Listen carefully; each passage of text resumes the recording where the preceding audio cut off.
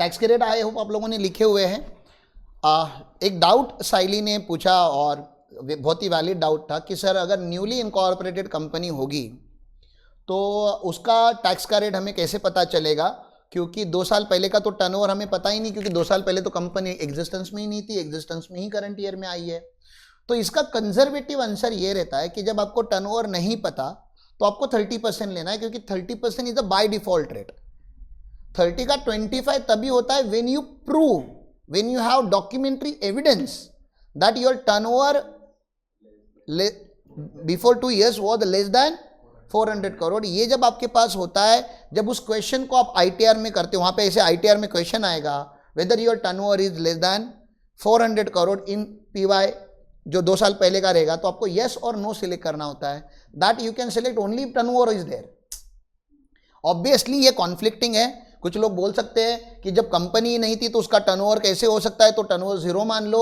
ऐसे नहीं होता, टर्नओवर 0 मान नहीं सकते, कंपनी होनी चाहिए थी, और फिर अगर उसका टर्नओवर अगर 0 होता तो मैं बोलता कि टर्नओवर लेस देन 400 करोड़ था।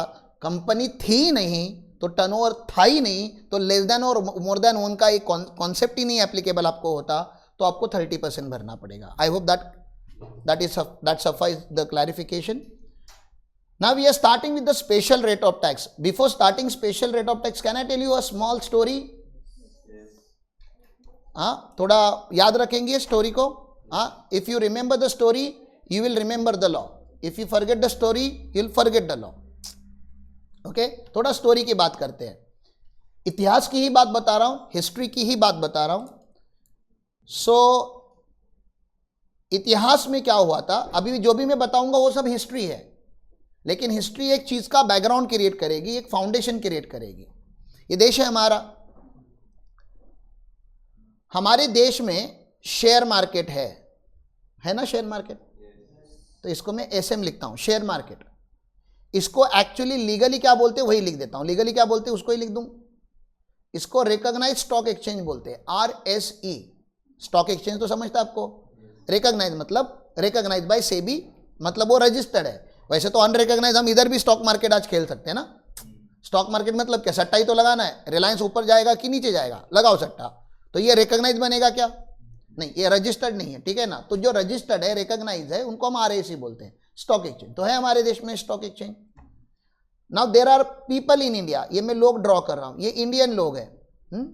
ये इंडियन लोग कहां पे इन्वेस्ट कर रहे हैं बताओ ना, स्टॉक एक्सचेंज में इन्वेस्ट करते हैं कि नहीं।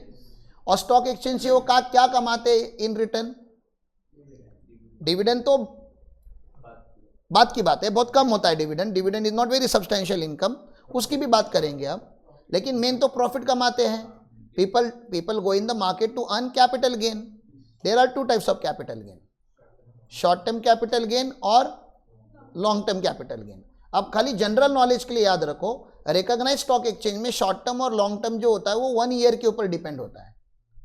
मतलब अगर आपने शेयर्स अगर विद इन 1 ईयर सोल्ड किए तो शॉर्ट टर्म, 1 साल के बाद होल्ड करने के बाद, होल्डिंग पीरियड की बात कर रहा हूं। होल्डिंग पीरियड मतलब समझता है ना आपको, date of acquisition to date of transfer. You bought a share and you kept it with you for more than 1 year और मोर, तो लॉन्ग टर्म।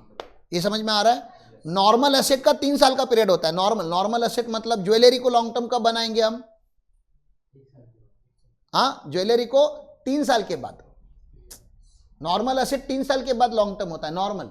नॉर्मल मतलब ज्वेलरी याद रखो, ज्वेलरी लॉन्ग टर्म कब होती है, आफ्टर 3 ईयर्स, ठीक है ना। After 3 years jewellery long term होती है। लेकिन शेयर्स लॉन्ग टर्म कब होते हैं, 1 साल के बाद। सर ये ऐसा क्यों, इसका कुछ लॉजिक है क्या, मुझे बताओ। ज्यादा फ्लक्चुएशन किधर होता है, शेयर्स की प्राइस में, तो उसमें होल्डिंग, ऐसा होल्डिंग रखने के लिए ना जिगरा रखता है, जिगरा। शेयर मार्केट में अपने आप को होल्ड रखना, इन्वेस्टेड रखने के लिए क्या लगता है, जिगरा लगता है। क्योंकि टेम्पटिंग होता है बहुत शेयर मार्केट, प्राइस सडनली बढ़ जाती है, तो आपको लगता है अरे यार अभी बढ़ गई है, फटक से इसको क्या कर लेना चाहिए, बेच देना चाहिए। कभी कभी नीचे गिरना चालू हो जाता है, तो लगता है कि यार मेरा अभी पैसा डूबने वाला है। ज्वेलरी में उतना ऐसा झूप करके ऊपर और झूप करके नीचे नहीं होता। ऐसा 20 रुपीज़, 50 रुपीज़, 100 रुपीज़, 200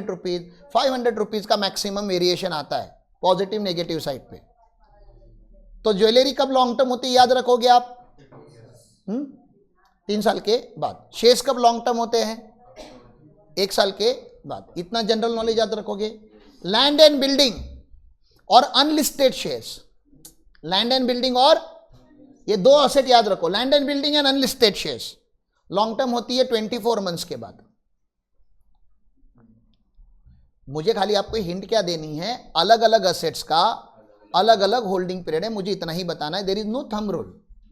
नहीं तो मैंने आपको अभी बताया शेयर मार्केट का शेयर लॉन्ग टर्म होता है 1 साल के बाद। कल आपके पास कोई जमीन लेकर आएगा, बोलेगा मैंने 14 मंथ के बाद जमीन बेच दी है, ठीक है ना, आप बोल दोगे हाँ सर लॉन्ग टर्म है, क्योंकि राम सर ने बताया था लेक्चर 1 में 12 महीने के बाद असेट लॉन्ग टर्म होता है। मैं बता रहा हूं स्टॉक लॉन्ग टर्म होते हैं 12 महीने के बाद, वो भी रिकॉग्नाइज स्टॉक एक्सचेंज के। लिस्टेड, अनलिस्टेड होता है तो अभी एलिट गुरुकुल के शेयर्स लिस्टेड है कि अनलिस्टेड है?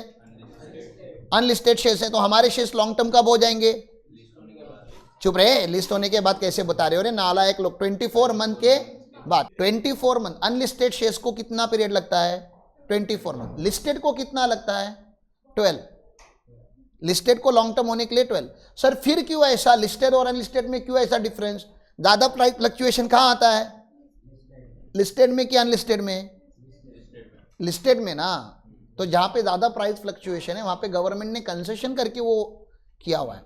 आप मुझे बताओ, जब भी आपके पास गेन कमाने का चॉइस होगा, आपके पास हमेशा क्या होता है? गेन कमाने का चॉइस होता है। तो आप शॉर्ट टर्म गेन कमाना चाहोगे कि लॉन्ग टर्म गेन कमाना चाहोगे?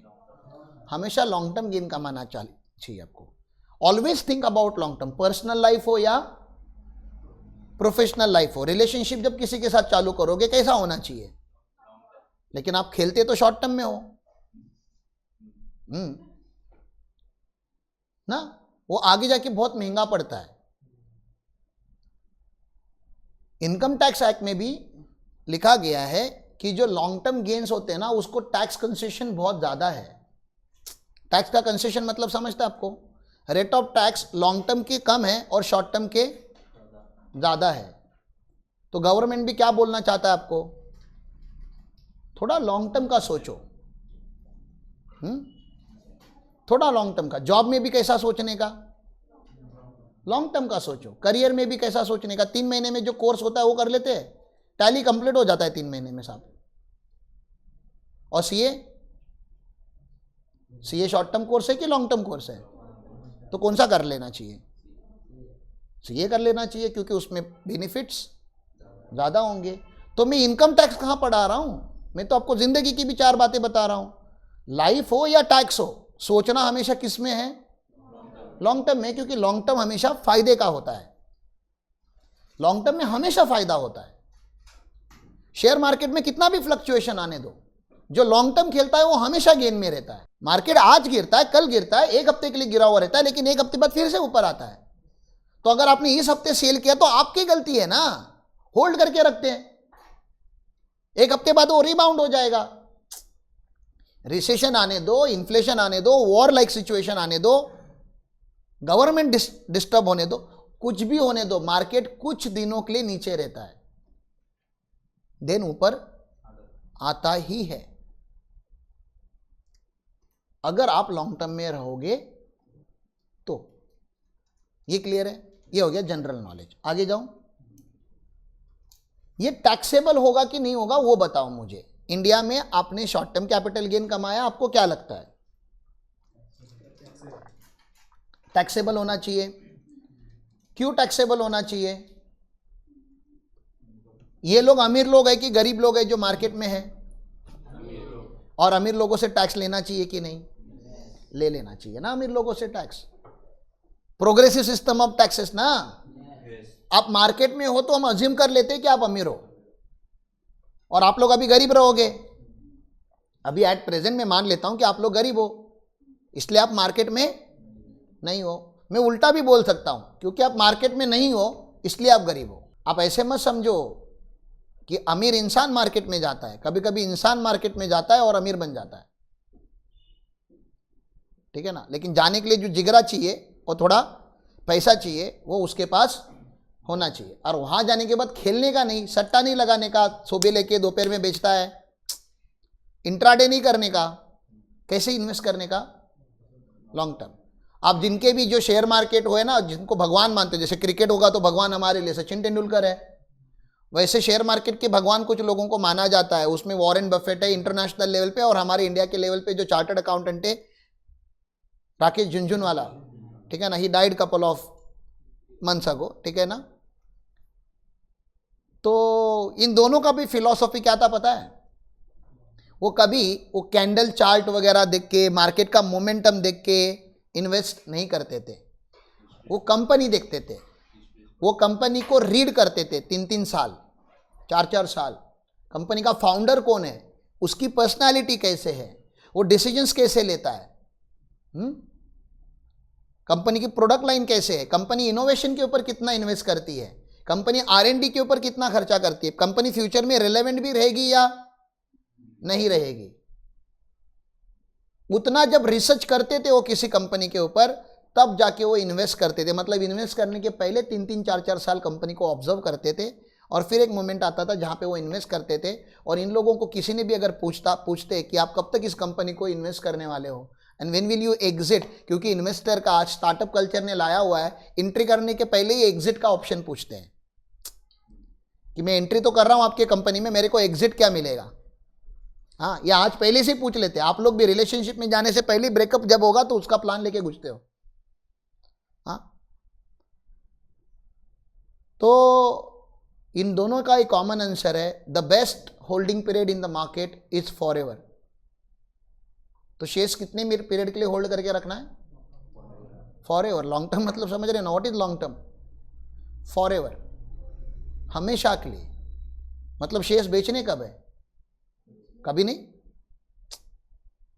आप बोलोगे जब बेचने नहीं तो खरीदे क्यों थे? आपको फायदा होना है ना, आप बेचोगे क्यों? प्रॉफिट होने के लिए ना।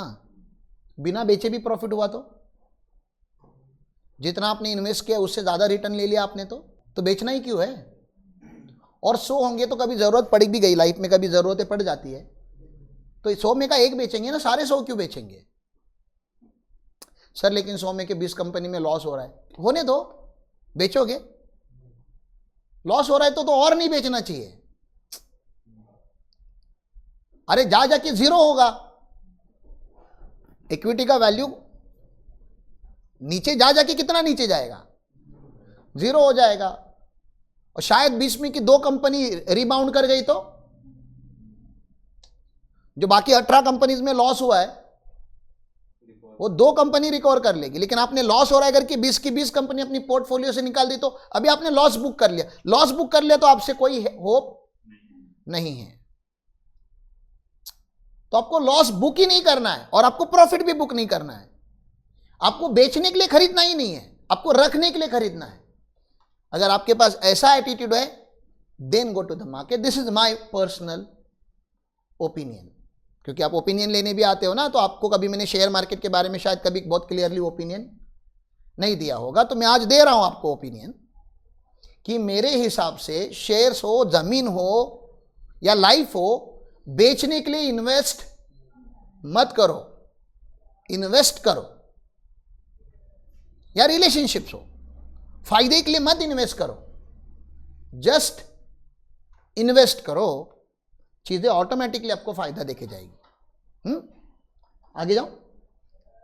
अभी बताओ थोड़ा, तो ऐसे मैंने पूछा था आपको जनरल नॉलेज इधर उधर का, थोड़ी 4 बातें बताऊं क्या? तो आपने हाँ बोला करके मैंने बताया। आप ना बोलते तो नहीं बताता, डायरेक्टली सेक्शन बता देता। मान लेते ये यूएसए है, मान लेते ना प्लीज, क्योंकि मुझे उसका मैप ड्रॉ करने नहीं आता यार, ऐसे क्या कर रहे हो? यूएसए में भी 2 लोग हैं, they are also very much interested in Indian market. वो वहां से यहाँ इन्वेस्ट कर रहे हैं, उनको भी तो लॉन्ग टर्म गेन क्या शॉर्ट टर्म गेन होगा? टैक्सेबल होगा कि नहीं होगा? बोलो, टैक्सेबल होगा ना। इंडिया के लोगों को अगर नहीं छोड़ रहे हैं तो फॉरेन के लोगों को छोड़ेंगे क्या हम? अभी देखा ना आपने, फॉरेन कंपनी को 40% लेते हैं। Okay, please imagine this is Canada. Canada से लोग इंडिया में इन्वेस्ट कर रहे हैं, टैक्सेबल होगा कि नहीं होगा? होगा, होगा, ठीक है ना। और एक बार बताने का ट्राई करता हूं। अभी कौन सा देश लूं? ऑस्ट्रेलिया ले लिया मैंने। इधर से लोग इंडिया में इन्वेस्ट कर रहे हैं, हाँ, टैक्सेबल होगा क्या? अभी भी लोग नहीं बोल रहे, सारे लोग जब तक नहीं बोलेंगे तब तक मेरे देश खत्म होते जा रहे हैं। हाँ, नेपाल बोल देता हूँ, नेपाल से लोग इंडिया में इन्वेस्ट कर रहे हैं। टैक्सेबल होगा? मतलब तुमको सिंपल सी चीज 4 बार बतानी पड़ती है, चलेगा, मेरे को कोई प्रॉब्लम नहीं। और एक बार बताओ कि समझ रहा है मैं क्या बता रहा हूँ? इंडिया से इंडिया में इन्वेस्ट करोगे तो टैक्स लगेगा, तो उस लॉजिक से मैं पूछ रहा हूँ। तो फॉरेन से इंडिया में इन्वेस्ट करोगे तो टैक्स लगेगा। ये लोग सब बोल रहे हैं हम नॉन रेसिडेंट है, हम आउटसाइड इंडिया है। अबे पागल, इन्वेस्ट कहाँ कर रहा है? तो सोर्स कहाँ पे है? तो स्कोप ऑफ टोटल इनकम क्या बोलता है? Even a non resident is suppose to pay tax on Indian income, क्योंकि इनकम इंडिया में है ना, मार्केट इंडिया में है। तुझको इंडिया में टैक्स नहीं भरना है, आप नॉन रेसिडेंट हो, आप यूएसए के सिटीजन हो, तो आप इंडिया छोड़ के किसी भी देश से कमाओ, अरे पाकिस्तान से कमाओ, अफगानिस्तान से कमाओ, इंडिया से अगर कमा रहे हो तो एक देश में तो आपको टैक्स भरना ही पड़ेगा और उसका नाम इंडिया होगा। बाकी देश में भरना है नहीं भरना है वो आपका प्रॉब्लम है, उसका हम क्यों बात करें? लेकिन एक देश ऐसा है, कोई तो हमारे देश का फाइनेंस मिनिस्टर वहां पे रिलैक्स होने गया होगा और कुछ ज्यादा ही रिलैक्स हुआ है।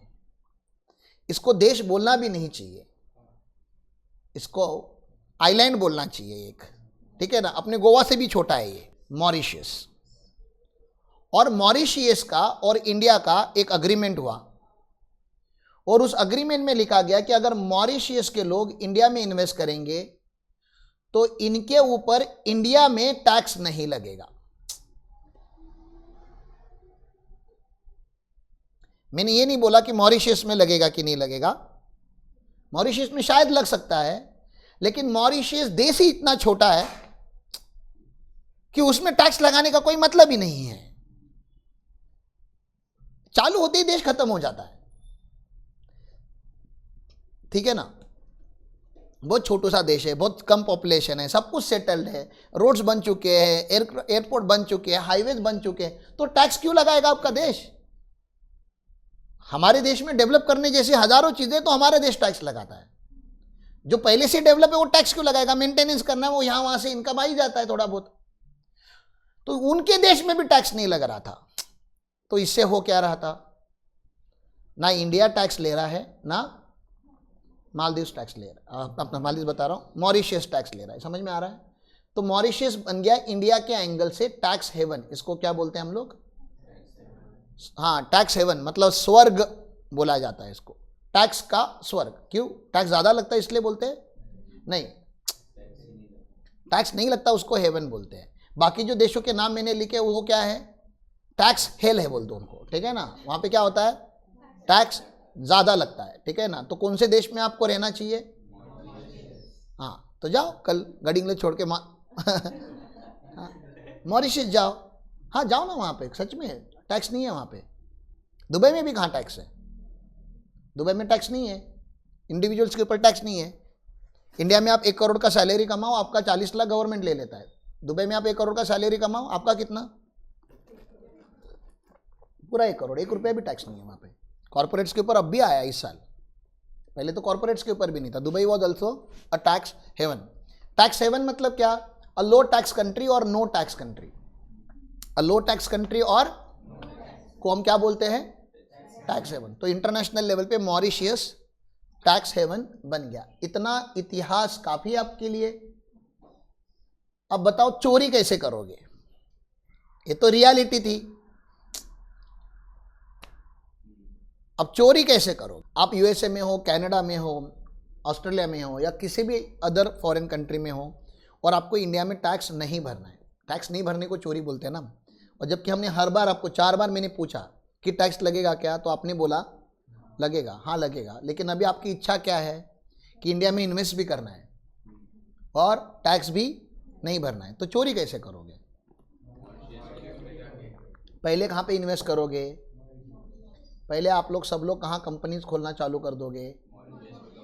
मॉरिशस में कंपनीज खोलोगे। और इंडिया में कहाँ से इन्वेस्ट करोगे? मॉरिशस से इंडिया में आओगे। तो मॉरिशस की कंपनी की बैलेंस शीट कैसे दिखेगी? 2 ही आइटम दिखेंगे, शेयर कैपिटल आया था और इन्वेस्टमेंट इन इंडिया। उधर ऑफिस नहीं, फर्नीचर नहीं, एम्प्लॉय नहीं, समझ रहा है, खाली ऑन पेपर कंपनी है वहां पे। ये इतना मेहनत क्यों कर रहे हो?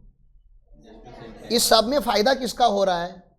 यूएसए का हो रहा है, कनाडा का हो रहा है, ऑस्ट्रेलिया का हो रहा है, क्योंकि वहां के लोग अमीर बन रहे हैं। अमीर कैसे बन रहे हैं? क्योंकि इंडिया का शेयर्स का वैल्यूज ये हर साल बढ़ते गया है। मार्केट 75,000 क्रॉस कर गया है। एक जमाने में मार्केट 1,000 रुपए से स्टार्ट हुआ है, मल्टीफोल्ड गया है मार्केट हमारा। कोई कोई शेयर मतलब लैक्स क्रॉस कर चुका है। एमआरएफ, ठीक है ना, शुरू 200 रुपए में हुआ है, वो 150 रुपए में हुआ है। अरे 150 रुपए की चीज 1 लाख की हो गई, सोचो आप। और आपने कुछ मेहनत नहीं किया, आपने खाली वो शेयर खरीद के रखे, बस आपने बेचा नहीं, बस उतनी मेहनत है आपकी। आपने एग्जिट नहीं लिया बस इंडिया से। तो गेन कमा रहे हैं क्या फॉरेन के लोग? बहुत मजबूत कमा रहे। मॉरिशस खुश है कि नहीं? मॉरिशस इसलिए खुश है, साला हमारे देश में कुछ है भी नहीं, खाली बीचेस ही थे यहाँ पे, लेकिन यहाँ पे कॉर्पोरेट्स बन रही है बहुत बड़ी बड़ी। बड़े बड़े कॉर्पोरेट्स वहां पे ऑफिसेस ओपन कर रहे हैं। छोटा छोटा ऑफिस तो करना ही पड़ता है किसी किसी को, या लीगल एंटिटी तो बनी रही ना, कंपनी रजिस्ट्रेशन के तो चार्जेस मिलते होंगे ना उनको हर साल, तो वो लोग खुश है। तो लॉस किसका हो रहा है? थैंक यू, मतलब आपको दिख रहा है भारत, मतलब जिस देश ने पोटेंशियल्स है, जिस देश ने अपॉर्चुनिटी क्रिएट की, जिस देश ने वो कंपनीज बनाई, जिस देश में एमआरएफ के जैसे कंपनी के एम्प्लॉय दिन रात मेहनत कर रहे हैं, उसके फाउंडर्स दिन रात मेहनत कर रहे हैं, प्रोडक्ट्स बना रहे हैं, बेच रहे हैं, कंपनी को प्रॉफिटेबल रख रहे हैं, और उसकी वैल्यू ऐड हो रही है, और इसका बेनिफिट इंडिया को नहीं मिल रहा है, क्योंकि इंडिया के कम लोग इन्वेस्टेड है और फॉरेन के ज़्यादा। इंडिया में इंडियन लोग बहुत कम करते हैं शेयर मार्केट में investment, majority investment is from outside India. तो मुझे बताओ ज़्यादा बेनिफिट कौन लेके जा रहा है हमारे ग्रोथ का? क्योंकि ऑब्वियसली जो इन्वेस्टेड है वही तो ज़्यादा रिटर्न्स लेके जाएगा। प्रॉब्लम समझ रहे हैं आपको? हमें इससे प्रॉब्लम नहीं कि आप हमारे यहाँ से हमारा फायदा उठा के लेके जा रहे हो, हमारे देश का फायदा ले रहे हो, आप ग्लोब हो, आप वर्ल्ड हो, ले लो। भारत वाइब्रेंट है, भारत विकसित होने वाला है, भारत बहुत ग्रो करने वाला है। हमें उससे दिक्कत ही नहीं है कि हमारा आप लोगों को फायदा हो रहा है। आप ले लो फायदा हमारे देश का, टैक्स भर दो ना।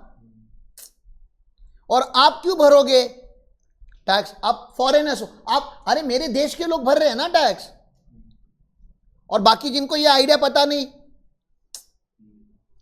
सबको थोड़ी ना क्या ये आइडिया पता है। ये आइडिया तो आपको पता थी, आज ही पता चली ना। ये आइडिया सबको नहीं पता थी, तो जिनको पता थी वो लोग बेनिफिट ले रहे थे, और जिनको नहीं पता थी वो लोग टैक्स भर रहे थे। और फिर जो टैक्स भर रहे थे और जो टैक्स नहीं भर रहे थे वो कहीं मिलते थे, तो जो टैक्स भर रहे थे उनको बोलते थे अरे रे रे रे तुम लोग सी लोग टैक्स भर रहे हो, अरे हम तो नहीं भरते। फिर जो भर रहे थे वो एनकरेज हो रहे थे नहीं भरने के लिए। जो भर रहे थे, वो जो नहीं भर रहे थे उनको नहीं एनकरेज कर रहे थे कि आप भी भरो ना टैक्स, देश को डेवलप करना है, देश आगे जा रहा है। 140 करोड़ का पॉपुलेशन है, उस देश में गरीबी है, उस देश में रोड्स नहीं बने, लाइट्स का प्रॉब्लम आज भी है, पानी आज भी उनको अच्छा नहीं मिलता, हेल्थ केयर का हालत देखो, अरे वो देश को डेवलप करना है हमें। ऐसा सोच के ग्लोब हमारे यहाँ पे नहीं आया कभी। ग्लोब हमारे यहाँ पे हमेशा हमको लूटने आया। तो फिर हमको तो पता चलना चाहिए ना कि देश जब हमें लूट रहा है तो हम कम से कम उनको कम से कम लूटने दे।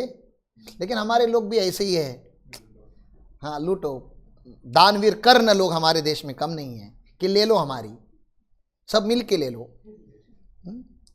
ऐसा हुआ। ये एक लेवल के बाद हद पार तब हो गई। अच्छा, इसके बाद जब भी कोई फाइनेंस मिनिस्टर बना, जिनको ये पता चला कि ऐसा, अच्छा इनको बेनिफिट क्यों दिया होगा? क्योंकि मॉरिशस का एक तो पॉपुलेशन बहुत कम, उसमें से भी क्या आपको लग रहा है 100% पॉपुलेशन इंडिया में इन्वेस्ट करने के लिए इंटरेस्टेड होगा? नहीं। तो हमारा एस्टिमेट था कि बहुत ही कम लोग इंडिया में इन्वेस्ट करेंगे, और छोटा सा देश है, जाने दो, फ्रेंडली देश है, दे दिया हमने टैक्स का बेनिफिट। लेकिन ये बहुत महंगा पड़ा हमको। आप देख सकते हो पूरा ग्लोब मॉरिशस में जा रहा है और मॉरिशस से इंडिया में आ रहा है, और उसकी वजह से जिनसे टैक्स लेना था वो भी हमें टैक्स नहीं दे रहे थे। तो इसके बाद अगर आप कभी फाइनेंस मिनिस्टर बनते तो आप नहीं जाते मॉरिशस, और आप उनको क्या बोलते, वो जो गलती से ट्रीटी बन गया है ना वो कैंसिल कर दो, हमें नहीं करना है। अभी आप मॉरिशियस के बनो, मॉरिशियस के आप पॉलिटिकल लीडर बनो, will you cancel the treaty? अगर ट्रीटी कैंसिल करोगे तो आपके देश में एफडीआई आएगा क्या, जिसको फॉरेन डायरेक्ट इन्वेस्टमेंट बोलते हैं। Every country needs foreign direct investment. आपके देश में ऐसा कुछ है ही नहीं कि डायरेक्टली लोग आपके देश में आके इन्वेस्ट करें। आपके देश में तो लोग इसलिए इन्वेस्ट कर रहे हैं क्योंकि आपके देश से अगर इंडिया में इन्वेस्ट करेंगे तो टैक्स नहीं लगेगा। मतलब लोगों को आपके देश में नहीं इन्वेस्ट करना है, लोगों को इन्वेस्ट तो इंडिया में करना है, लेकिन टैक्स नहीं भरना है। करके आपके देश के थ्रू आ रहे हैं, तो आपकी तो इकोनॉमी चली खाली इंडिया के ट्रीटी के ऊपर है। इंडिया की ट्रीटी हटा दो तो डायरेक्टली लोग इंडिया में आना चालू हो जाएंगे, या कोई और दूसरा देश ढूंढ लेंगे, लेकिन आपके देश में नहीं आएंगे। तो आप ये ट्रीटी कैंसिल करने के लिए रेडी हो रहोगे क्या? नहीं। तो हमारा हर फाइनेंस मिनिस्टर फाइनेंस मिनिस्ट्री का चार्ज लेने के बाद हमेशा जो फर्स्ट फॉरेन ट्रिप या सेकंड फॉरेन ट्रिप होती थी वो मॉरिशस हुआ करती थी। जाके हम उनको हाथ जोड़ के रिक्वेस्ट करते थे कि प्लीज इस ट्रीटी को मॉडिफाई करते या कैंसिल करते। मॉडिफाई मतलब it was created with an intent only to give benefit to the Mauritius people. ये लोग भी बोलते सर मॉरिशस के लोग है, वो ये सारी कंपनीज मॉरिशस की है तो है, ये देखो ना उसके पीछे लिखा है मॉरिशस हेड ऑफिस या मॉरिशस, लेकिन तुमको दिख रहा है ना बैलेंस शीट। ऐसा बैलेंस शीट होता है क्या कंपनी का? 2 ही आइटम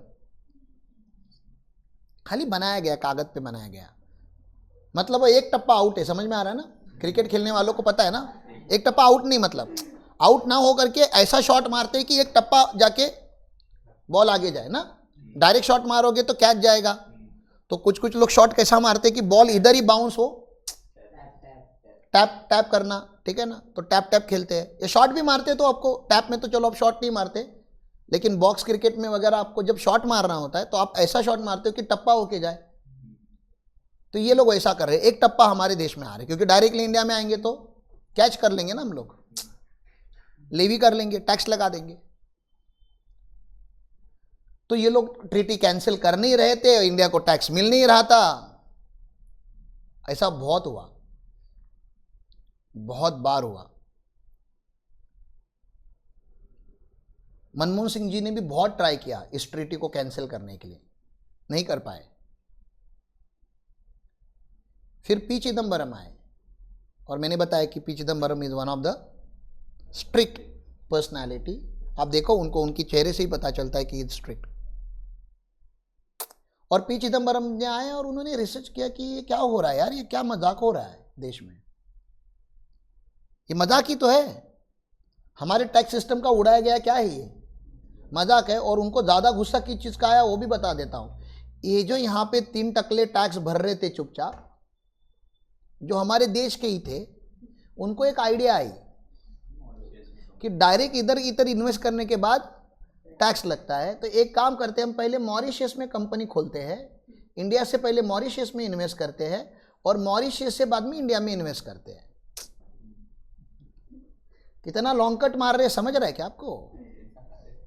हाँ, ऐसा ऐसा नहीं, बहुत दूर से खा रहे हैं ऐसा। गुस्सा आएगा कि नहीं अब गवर्नमेंट को? जरा इमेजिन करो ना, आप फाइनेंस मिनिस्टर होते तो आपको गुस्सा आएगा कि नहीं? आएगा ना। अरे थोड़ा तो भड़को ना यार, ऐसे क्या कर रहे, मरे मुर्दे हो क्या? अब तक खाली फॉरेनर चुनाव लगा रहे थे, एक बार वो चल जा रहा था, अब इंडियन। अच्छा, सारे इंडियन नहीं, ये सारे इंडियन नहीं है, ये जो टॉप नॉच है ना, जो मॉरिशस में जाना अफोर्ड करते हैं, जो इंटरनेशनल कंसल्टेंट अफोर्ड करते हैं, क्योंकि ये कंसल्टेंसी देने के लिए भी तो कोई एक होगा ना, बड़ा कंसल्टेंट होते हैं ना, ग्लोबल कंसल्टेंट आप जिनको बोलते हो, बिग फोर्स भी उनको बोला जाता है अलग भाषा में, क्योंकि वो सारे देशों का लॉ पढ़, तुम्हारा अपने देश का पढ़ के खत्म नहीं हो रहा है। तुम ग्लोबल लॉ कैसे पढ़ोगे? वो लोग 200 देशों का लॉ पढ़ते हैं, और फिर उनको पता चलता है कि कौन से देश में टैक्स एडवांटेज क्रिएट हो सकता है। तुम पहले इंडिया का तो खत्म करो। तो जिनको ये पता था वही ये लोग कर रहे थे। तो देश में समझ रहा है ना, रिच लोगों से टैक्स लेना था, लेकिन जो सुपर रिच है वो लोग टैक्स नहीं भरते, क्योंकि उनको ये सब पता होता है। उनको मतलब उनको नहीं पता होता, they can afford a consultant who knows all this things, और ये डिसएडवांटेज लेने जैसा हो गया था। तो चिदम्बरम अंकल बहुत भड़के थे, और उनको इसके अगेंस्ट कुछ ना कुछ एक्शन लेनी थी, उन्होंने आवाज़ उठानी भी चालू की। तब तक तो इनकी सरकार ही गिर गई। जब तक वो कुछ एक्शन लेते, कांग्रेस की सरकार थी, सरकार ही गिर गई।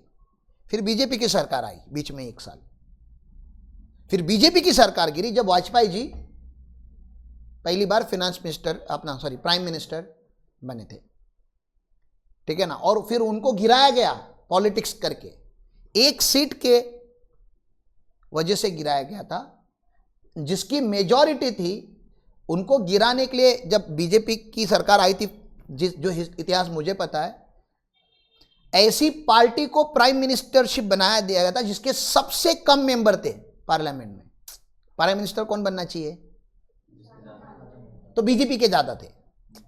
लेकिन क्योंकि अभी आपको संगठन करना है, जैसे अभी ये लोग कर रहे थे ना, नहीं बहुत सारा संगठन, पता है ना, अपोजिशन में बहुत सारी पार्टी एक साथ आई है, वैसे उस टाइम पे भी खाली बीजेपी की सरकार गिराने के लिए सारे जो अपोजिशन थे वो एक साथ आए थे। और सबसे कम जिसकी ये थी, लास्ट डिसीजन 1 सीट के ऊपर था, बस 1 सीट उधर का इधर, इक्वल हो गया ऑलमोस्ट। अब 1 सीट चाहिए, तो उसको वो लोग ने प्राइम मिनिस्टरशिप ऑफर कर दिया अपोजिशन वालों ने। तो ऑब्वियसली बंदा इधर, सबसे कम पॉलिटिकल पार्टी वाले बंदे को सबसे ज्यादा अगर पावर मिलेगी तो वो तो पार्टी चेंज करेगा ही ना। तो बीजेपी की सरकार ने तभी बोला था कि ये जो आप लोगों ने कीचड़ बनाया है, एक दिन कमल जरूर खिलेगा। कमल कहाँ पे खिलता है? तो पहले लोगों ने कीचड़ बनाया था, ये कीचड़ ही है। ये भी जो बना रहा हूं ना मैं आपके सामने, ये भी क्या है? कीचड़ भी है। एक सवेरा आएगा और कमल फिर खिलेगा, ऐसा उन्होंने तभी बताया था। मैं आपको खाली पावर ऑफ इमेजिनेशन बता रहा हूं, मैं पॉलिटिकल सपोर्टर नहीं हूं।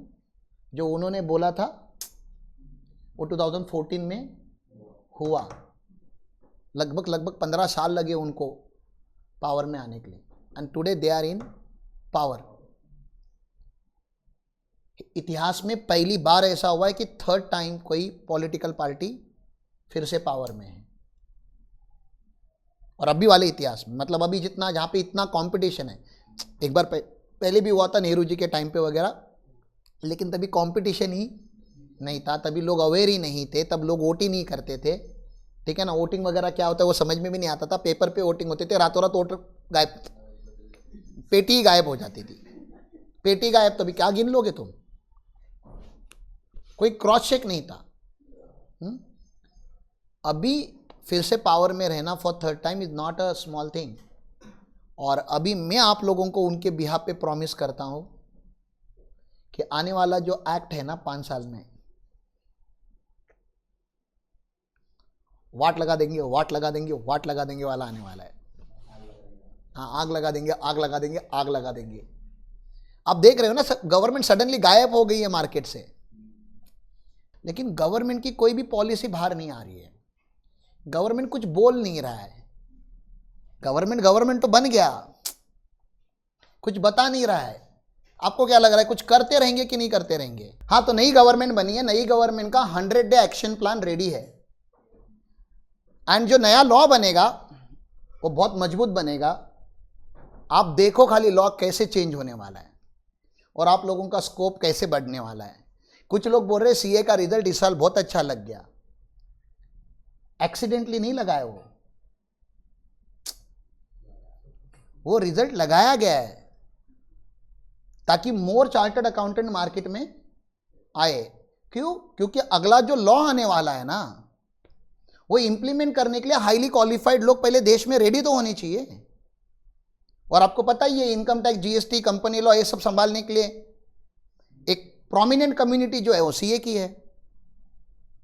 तो नंबर ऑफ सीए देश में बढ़ने वाले हैं। रिजल्ट अच्छा ही लगेगा अगले 3 अटेम्प्ट। देना है तो फटाफट दे दो। हाँ, इतना अच्छा पीरियड फिर से लाइफ में नहीं आएगा। सप्लाई बहुत कम है, डिमांड बहुत ज्यादा है। तो गवर्नमेंट को वो जो ब्रैकेट उन्होंने लगाया था 1%, 2%, 5%, 8% रिजल्ट का, 32% पे गया है रिजल्ट। सिंगल डिजिट का डबल डिजिट होना समझ में आता है मुझे, 12%, 15% रिजल्ट, 30% रिजल्ट समझ में नहीं आता सीए इंस्टीट्यूट का, ठीक है। किसी ने तो इंस्टाग्राम वगैरह पे पोस्ट भी डाल दिया था, ठीक है ना, this year CA final result was या final exam was easier than CA inter exam, passing final is easier than passing inter, ऐसी पोस्ट भी रन हो रही है। क्यों? ये जानबूझ के मार्केट में रिलीज किए गए प्रोफेशनल्स है ताकि वो आगे जाके देश को संभाले। क्योंकि जो चीज अभी जैसे हम गुरु को लॉन्च करने से पहले टीम बना रहे हैं, वैसे वो लोग एक नया इनकम टैक्स, एक नया जीएसटी, एक नया कंप्लायंस सिस्टम लॉन्च करने से पहले टीम बना रहे। उस टीम का नाम ही चार्टर्ड अकाउंटेंट्स है। प्लीज ये समझो आप। तो ये तो प्रेजेंट का मैंने बताया आपको कि प्रेजेंट में ये सब होता है। मैं पास्ट और प्रेजेंट दोनों में जा रहा हूं और फ्यूचर में भी आपको थोड़ा बहुत बताया कि क्योंकि अल्टीमेटली तो हमको फ्यूचर रेडी होना है। तो ये लोगों ने हमारे साथ किया है। आपको गुस्सा आ रहा है कि नहीं? थोड़ा तो आपको ऐसा फीलिंग आना चाहिए ना कि ये गलती एक गवर्नमेंट की गलती। कौन सी गलती? जिसको मैंने हाईलाइट किया मॉरिशियस को।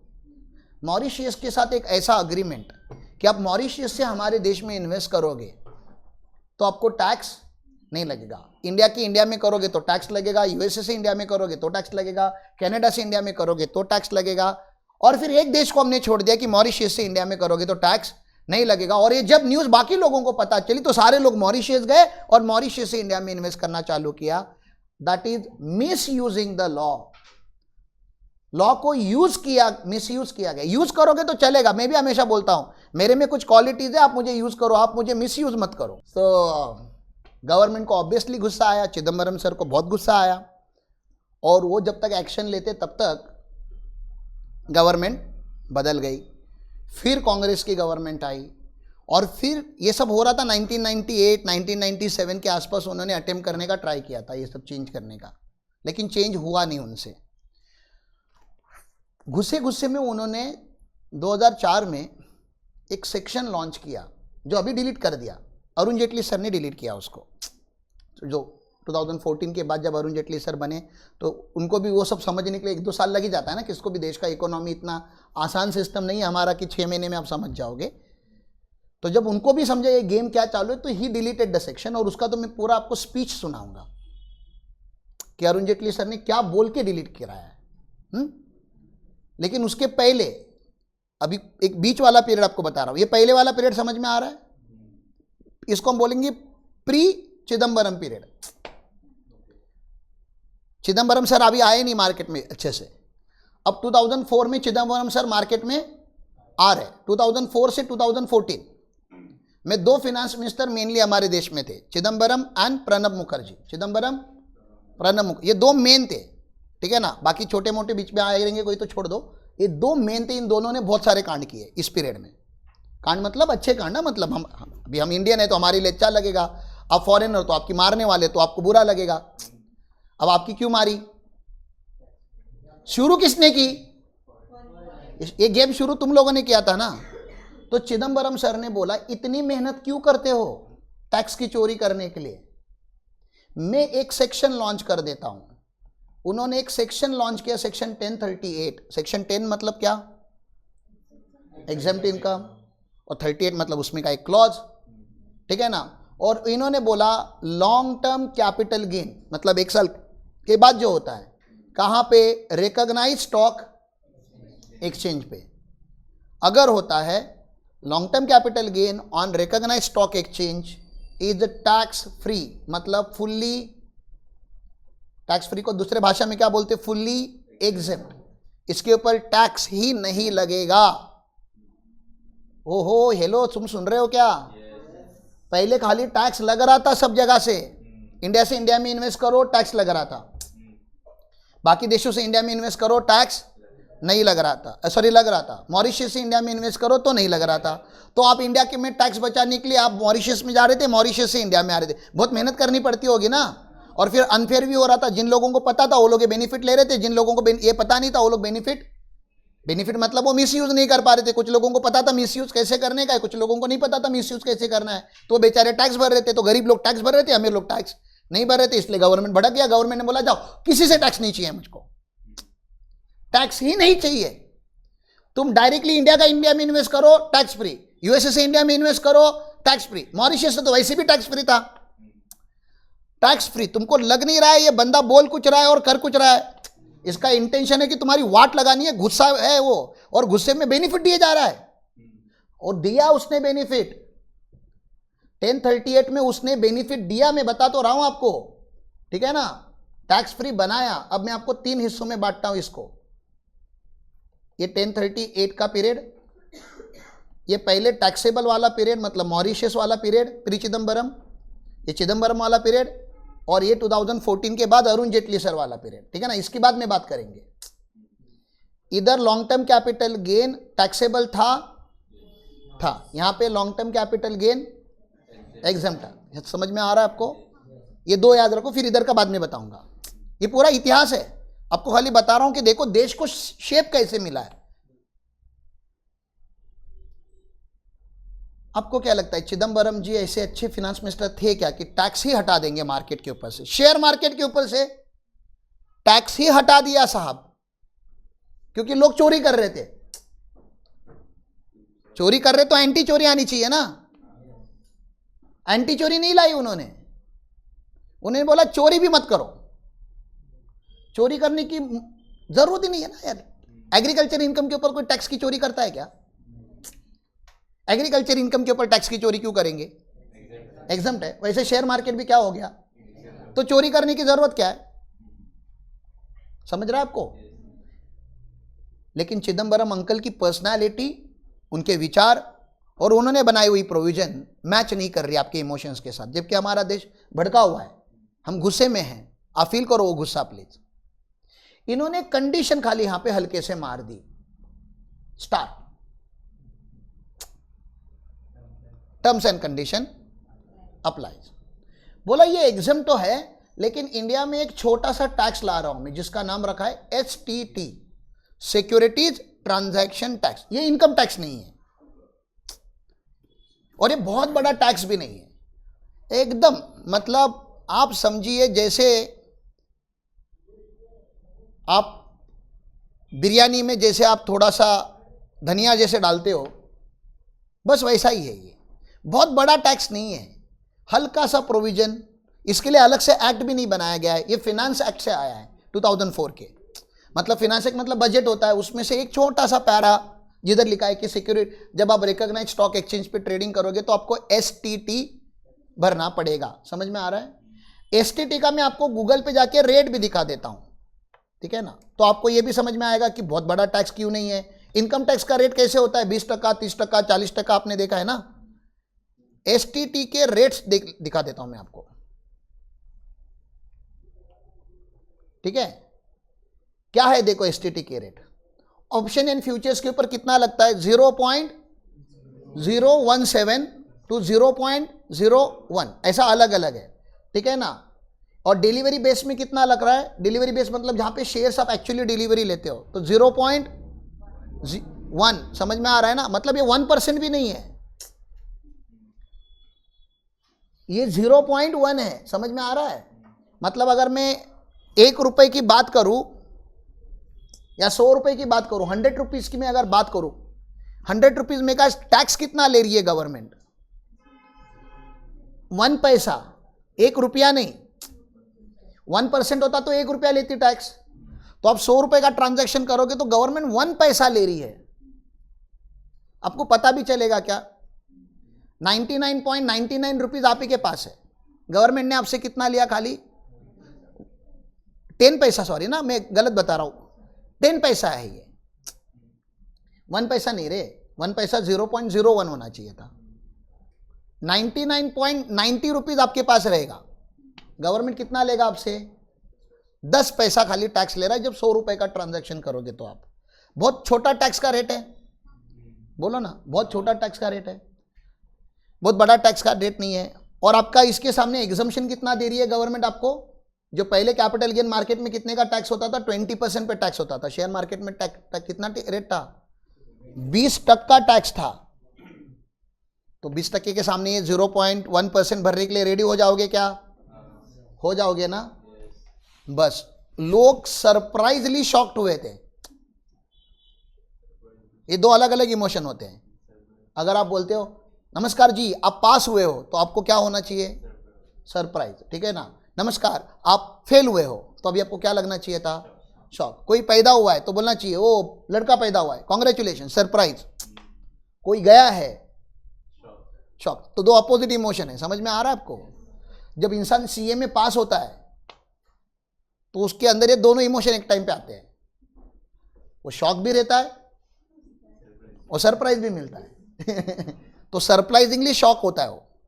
वैसे ये गवर्नमेंट ने भी क्या लाया था उस टाइम पे? एग्जम्पशन लाया था। एग्जम्पशन तो अच्छा होता है, शेयर मार्केट पे टैक्स नहीं। अच्छी न्यूज है कि नेगेटिव न्यूज है?